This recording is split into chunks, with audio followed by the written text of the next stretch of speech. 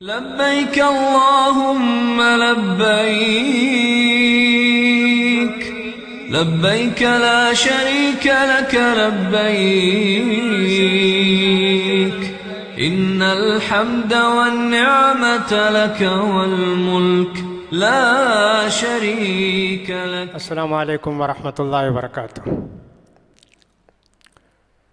بسم اللہ الرحمن الرحیم وبہ نستعین.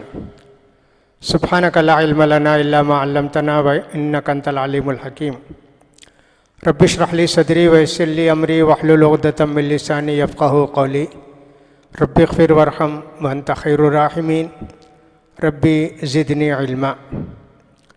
یقول سبحانہ وتعالی فی محکم تنزیلہ وَلِلَّهِ عَلَى النَّاسِ حِجُّ الْبَيْتِ مَنِ اسْتَطَاعَ إِلَيْهِ سَبِيلًا وَمَنْ كَفَرَ فَإِنَّ اللَّهَ غَنِيٌّ عَنِ الْعَالَمِينَ. وعن ابن عمر رضی اللہ تعالیٰ عنہما قال قال رسول اللہ صلی اللہ علیہ وسلم بني الإسلام على 5: شہادت اللہ الہ الا اللہ وانی رسول اللہ وإقام الصلاة وإيتاء الزکاة وصوم رمضان وحج البیت. اسٹیڈیو اسلام میں آپ سارے بھائیوں کا اور بہنوں کا استقبال ہے. حج کے دن قریب آ رہے ہیں اور لوگ حج کی تیاری کر رہے ہیں. اس لیے مناسب معلوم ہوا کہ ایک چھوٹا سا مختصر بیان حج کے تعلق سے کر دیں تاکہ لوگ اس کی روشنی میں سنت کے مطابق جہاں تک ہو سکے حج کر سکیں. معلوم ہونا چاہیے کہ اسلام کے جو بنیادی 5 ارکان ہیں ان میں سے ایک رکن ہے حج کا. اسلام کی جو عبادتیں ہیں وہ کئی قسم کی ہیں. ایک اہم اور ضروری عبادت تو ہے کہ ایک دن میں 5 مرتبہ ان کو ادا کرنا پڑتا ہے. سب جانتے ہیں نماز ہے.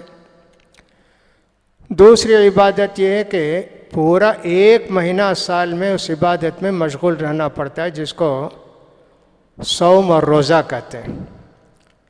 تیسری عبادت تو ایسی ہے کہ گھنٹہ 2 گھنٹہ بیٹھے حساب کیے اپنے مال کا اور زکوٰۃ نکال دیے. اور ایک چوتھی عبادت ہے جو حج کہلاتی ہے اور عمرہ کہلاتی ہے. یہ سمجھیے کہ اصل میں 5-6 دن کی عبادت ہے. اس سے پہلے کی جو 3 عبادتیں بتائی گئیں وہ ہر سال فرض ہوتی رہتی ہیں، لیکن حج ایک ایسی عبادت ہے جو زندگی میں صرف ایک بار فرض ہوتی ہے. ایک دوسری حیثیت سے دیکھیں تو عبادتیں 2 طرح کی ہیں. ایک کہتے ہیں مالی عبادت اور ایک کو کہتے ہیں بدنی عبادت. بدنی عبادت کا مطلب یہ ہوتا ہے کہ مال خرچ کرنے کی ضرورت نہیں، صرف بدن کو حرکت دینا ہے. جیسے نماز ہے کوئی فیس وغیرہ نہیں ہے، روزہ ہے کوئی فیس وغیرہ نہیں ہے، زکوٰۃ ہے تو صرف مالی عبادت، تو اس میں کوئی محنت نہیں ہے، بس پیسہ دینا ہے. اور حج ایسی عبادت ہے کہ دونوں ہے، مالی عبادت بھی ہے اور بدنی عبادت بھی ہے. لہٰذا حج کی بہت ساری خصوصیات ہیں اور حج بھی الحمدللہ اسلام کا بہت اہم اور بنیادی رکن ہے. اس کی فضیلتیں بہت بیان کی گئیں. پہلی بات تو اللہ تعالیٰ نے فرمایا وَلِلَّهِ عَلَى النَّاسِ حِجُّ الْبَيْتِ مَنِ اسْتَطَاعَ إِلَيْهِ سَبِيلًا. اللہ نے لوگوں پر فرض کیا ہے جو حج کرنے کی طاقت رکھتا ہو. وَمَنْ كَفَرَ فَإِنَّ اللَّهَ غَنِيٌّ عَنِ الْعَالَمِينَ. اور جو آدمی حج نہ کرے، کفر کرے، تو اللہ سارے جہانوں سے بے نیاز ہے. بخاری اور مسلم کی ایک حدیث بھی پڑھ کر سنائی جو عبداللہ بن عمر رضی اللہ تعالیٰ عنہما کی ہے کہ نبی کریم صلی اللہ علیہ وسلم نے فرمایا کہ بنیاد ہے اسلام کی 5 باتوں پر: کلمہ شہادت کا اقرار، نماز کا قائم کرنا، زکوٰۃ کا ادا کرنا، صوم اور روزے کی پابندی کرنا اور حج کرنا. حج کے متعلق نبی کریم صلی اللہ علیہ وسلم نے فرمایا من حج فلم يرفث ولم يفسق رجع كيوم ولدته امه.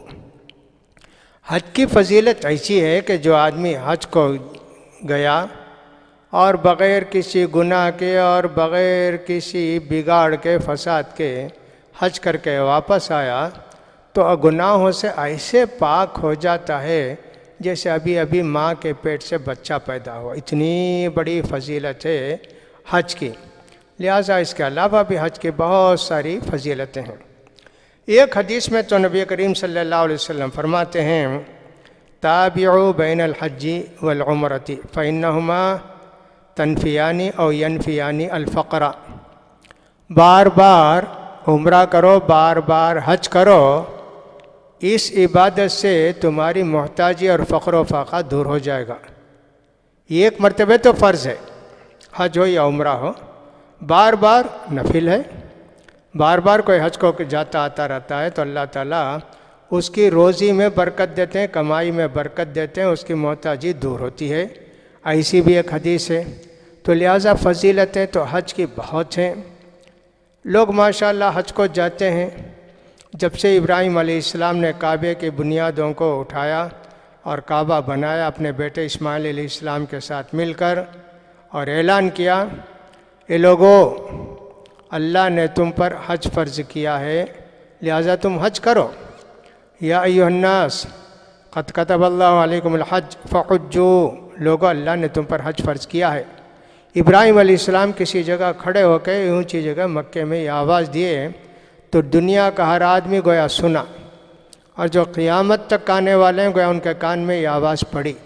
اسی لیے حج ہمیشہ کیا جاتا ہے، کبھی حج کا سلسلہ رکا نہیں، اور اس میں حج کے کرنے والوں میں اور زیادہ اضافہ ہی ہوتا جاتا ہے، کمی کچھ بھی نہیں ہے. حج کسی زمانے میں خالص عبادت تھی. اب اس زمانے میں حج جو ہے عبادت تو ہے اللہ کے نیک بندوں کے واسطے، ایک پکنک کا پروگرام ہو گیا. وہ بڑے افسوس کی بات ہے کہ حج کو لوگوں نے پکنک بنا لیا. کھانے پینے کی پوری سہولت چاہیے، ٹہرنے کی، سونے کی، لیٹنے کی، سب اے سی چاہیے، فلاں چاہیے، کچھ نہیں، بس گھر سے اے سی میں نکلے، گھر میں اے سی میں آ کے داخل ہو گئے. اب ایسے لوگ عبادت کرتے ہوں گے، حرام نہیں ہے، لیکن یہ لوگ سوتے زیادہ ہیں، مارکیٹ زیادہ گھومتے ہیں، گپ شپ میں رہتے ہیں. بس نماز پڑھ لیا تو سمجھ گئے کہ ہم نے سب بڑا تیر مار لیا. یہ بہت افسوسناک پہلو ہے.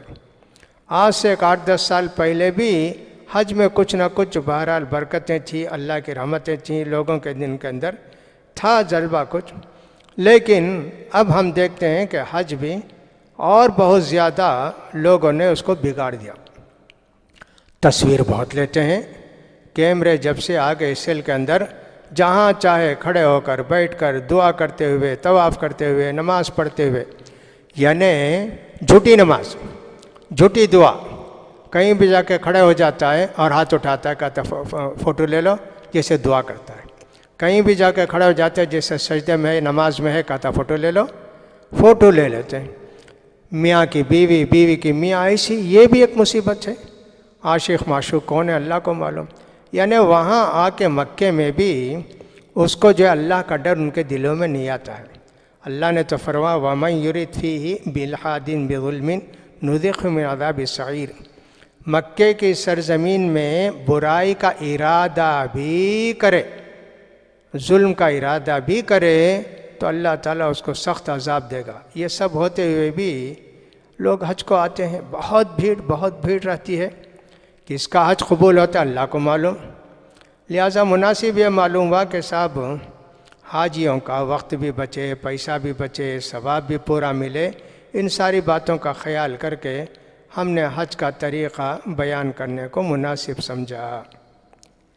حج کے لیے جو ہوتے ہیں یعنی حج کے اقسام، قسمیں حج کی 3 ہوتی ہیں.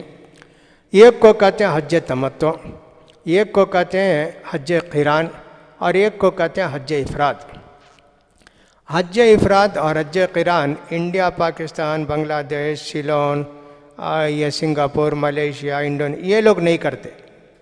نہ حج قران کرتے، نہ حج افراد کرتے. یہ سب کرتے ہیں حج تمتع. اس لیے حج تمتع کے متعلق ہم بیان کرنا چاہتے ہیں. زندگی میں حج ایک مرتبہ فرض ہے. عمرہ بھی فرض ہے کیا، علماء کا اختلاف ہے۔ بعض حدیثوں سے معلوم ہوتا ہے کہ زندگی میں ایک مرتبہ عمرہ کرنا ہے، حج کرنا ہے۔ اب جانے والے پورے لوگ ماشاءاللہ حج تمتع میں پہلے جا کے عمرہ کرتے ہیں، پھر اس کے بعد حج کرتے ہیں، دونوں ایک ساتھ موقع مل جاتا ہے ان کو۔ حج کے متعلق تو ہم تفصیل بتائیں گے، عمرے کے متعلق تفصیل اس سے پہلے ہم بتا چکے ہیں کہ رمضان سے پہلے ہی ہم نے عمرے کے تعلق سے باتیں بتا دی، عمرہ کیسے کیا جاتا ہے، کیا کیا چیزیں ضروری ہیں۔ وہ ایک عام عمرہ تھا جو کر کے لوگ چلے آتے ہیں، یہ حج کے ساتھ ملا کر کرنے کا عمرہ ہے، لیکن طریقہ دونوں کا ایک ہی ہے، اس لیے اس کا خیال کیا جائے۔